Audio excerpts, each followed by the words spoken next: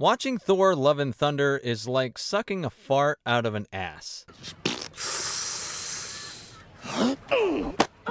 I fondly remember the days when I was excited for this movie. Then the rest of the MCU's Phase 4 kind of happened and my expectations plummeted, and yet, somehow, it still failed to scale even the lowest of bars. The movie doesn't give a shit about good storytelling and disregards any and all things from previous movies in order to tell its own story. I say disregards because the script uses a million fucking plot conveniences just to keep the movie moving forward. It feels like it's written by a 5-year-old for other 5-year-olds. Idiotic, misplaced, unfunny jokes are this movie's go-to. Like all the goodwill from Ragnarok has been taken advantage of. Like someone told Taika Waititi, "People loved Ragnarok. How about making Thor 4 the exact same except an unfunny, uninspired, and poorly written version of it? Just make it dog shit. That'll do the trick." The movie feels inconsequential, has no bearing on the overall MCU, finds Thor rehashing the same old shit we've seen 6 fucking times already, and is paced about as well as a simp having sex for the first time. Oh yeah, and the special effects are ass. After sitting with my thoughts for a day, the movie's kind of pissed me off the more I thought about it. Initially I was annoyed and couldn't articulate my thoughts, only able to make like primal grunts. You know when you just get like real rage, like you just, dude? But I think I can articulate what's wrong with this movie now. Yes, an articulate way of describing this film is, it fucking sucks.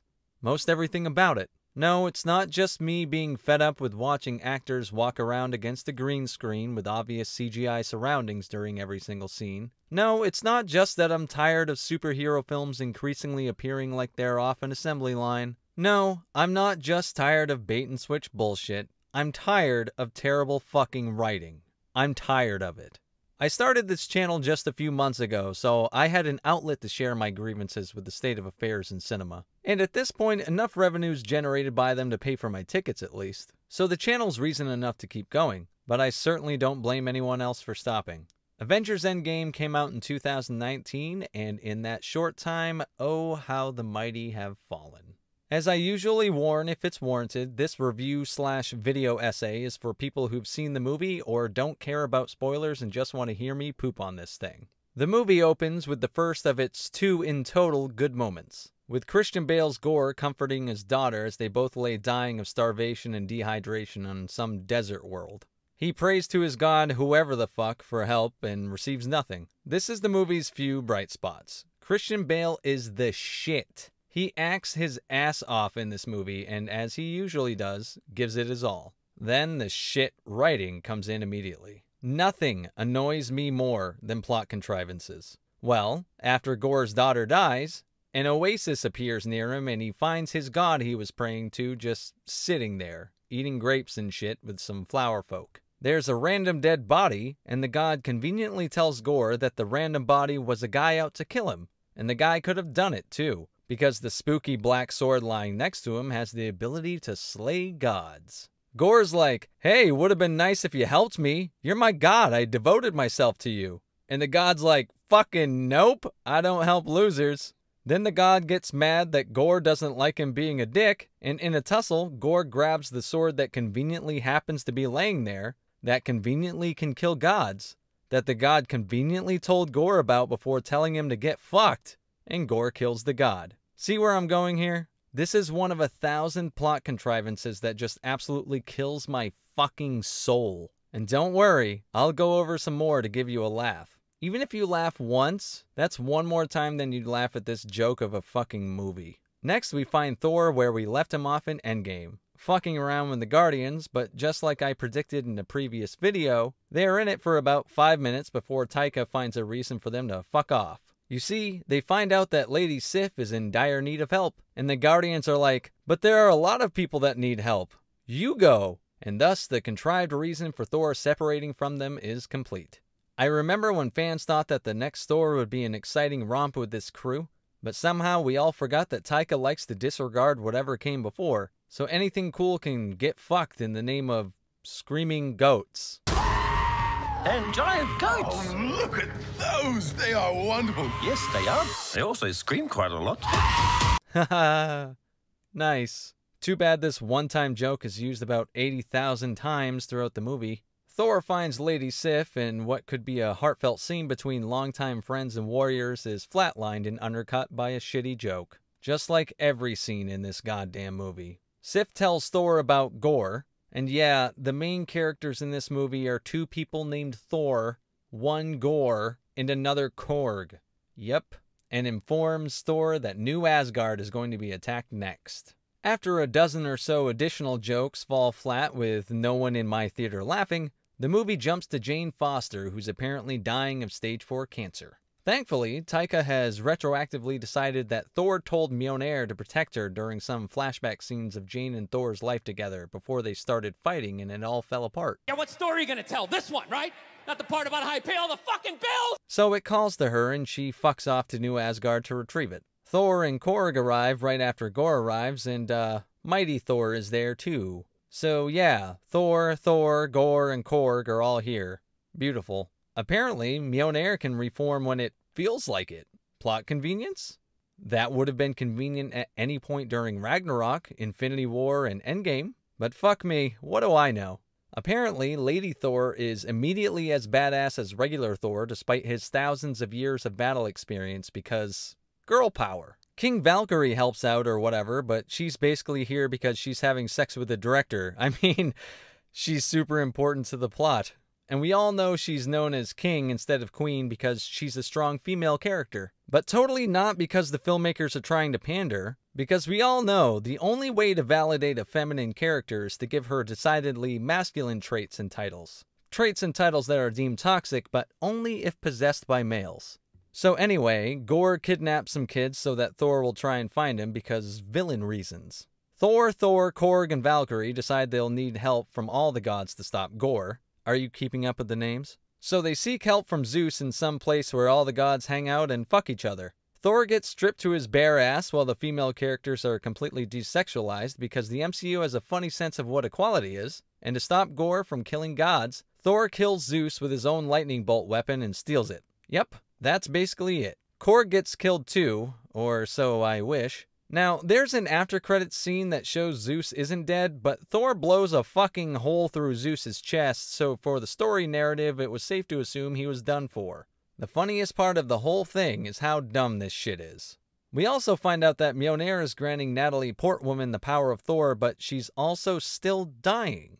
So what the fuck is it even doing? At least in the comics, it made it clear that possessing the power of Thor stopped Jane from dying. If she lost her power, that's when the cancer would kill her. Here, the mechanics of how it all works is vague because we just need to move the fuck on and look at the pretty images and chuckle at the shitty jokes. Thor and the Screaming Goat crew go on the next MacGuffin chase, and there's a scene that could have been a great character moment between Thor and Jane, where they reconcile their love for each other that's undercut, once again, by attempts at humor. The crew arrive at the Shadow Realm, or wherever the fuck Gorr is hanging out, in an honestly cool concept where everything is black and white, and Lady Thor conveniently stumbles upon a fully drawn-out concept of Gorr's plan to steal Stormbreaker and utilize the Bifrost to get to his ultimate MacGuffin destination. Eternity, a place that will grant any one wish of the first person who enters it. Thor apparently knows about this place. Wouldn't that have been convenient to go to when Thanos attacked? Or shit, even after Thanos won? Like, wish Thanos away, wish the Infinity Stones away, or hell, just wish the return of everyone Thanos killed.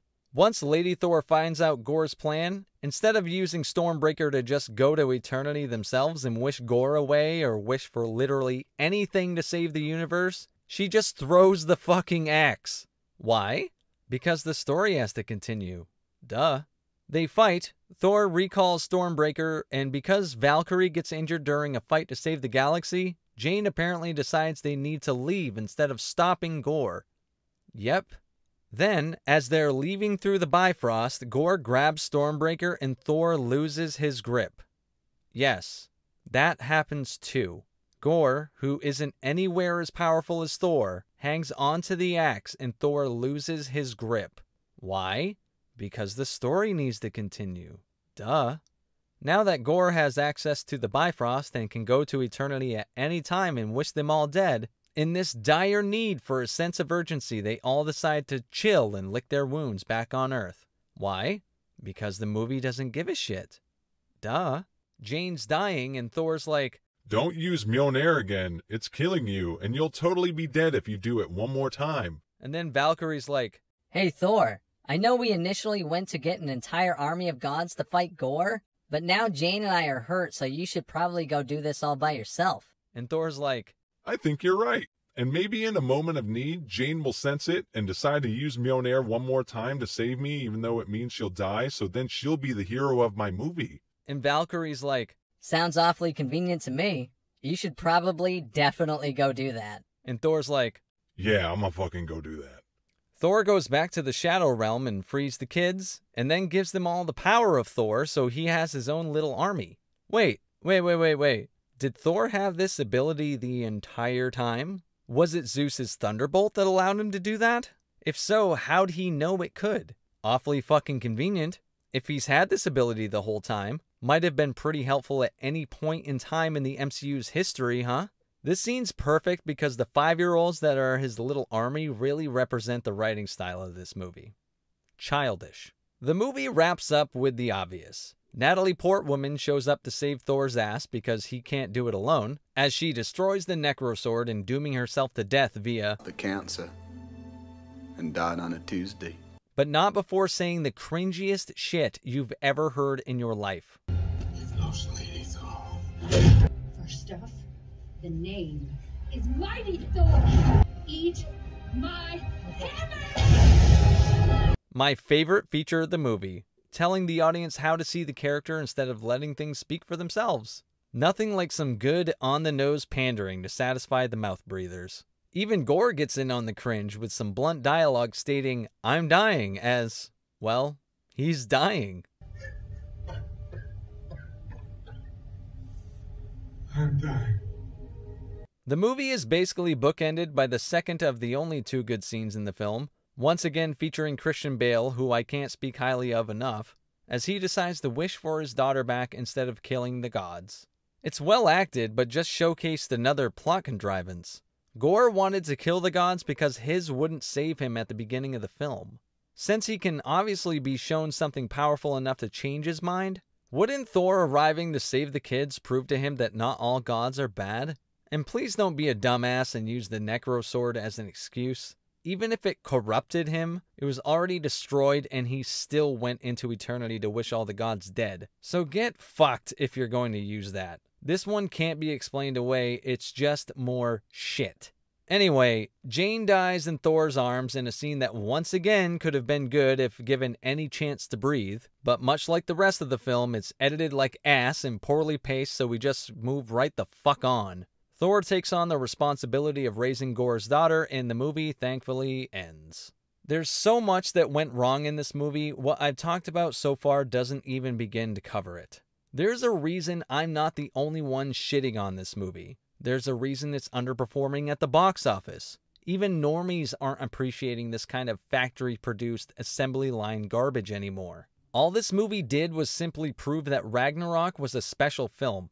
Something that was needed at the moment to revitalize the character, but audiences are already tired of Thor playing second fiddle to others and basically being mocked and made a fool of in his own films. I think it's safe to say that the majority of people's favorite iteration of Thor was in Avengers Infinity War, where he was able to be the badass god we expect him to be. For me, the scene that stands out most in that entire film was when he arrives in Wakanda and yells, "Bring me Thanos." My theater absolutely erupted when that happened. Then to revert back to him basically being a punchline, right after being made a fool of as Fat Thor in Endgame? Love and Thunder is paced like dog shit because Waititi can't let a single scene be serious. The best of the MCU has balanced comedy with drama. This doesn't even try. That funny scene with Matt Damon in Ragnarok is done once again, but just goes fucking on and on. And then they bring in Melissa McCarthy to just do her shtick and yell and scream. Oh my god, I almost forgot about that. I wish I fucking did.